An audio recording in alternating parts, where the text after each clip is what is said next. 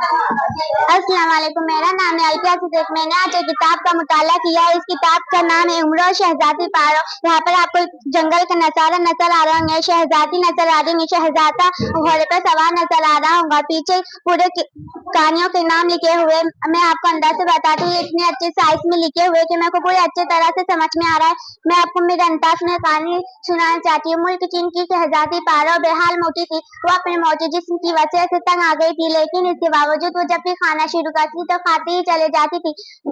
बादशाह सलामत और शहजादी के भाई ने खाना खाने से मना किया, फिर भी वो बाजी नहीं। अब वो इतनी मोटी हो चुकी थी कि शहजादी पारो को चलना भी मुश्किल हो गया था, इसलिए सब उनको मोटी शहजादी कहते थे।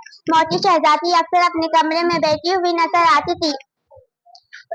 शहजादी पारो को खाना खाने के साथ साथ नवे कपड़े और जेवरात पहनने का भी बहुत शौक था।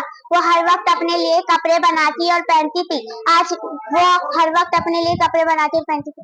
शहजादी पारो की शादी शहजादे अजरुन से हुई। वो अपनी जिंदगी खुशी खुशी रहने लगी।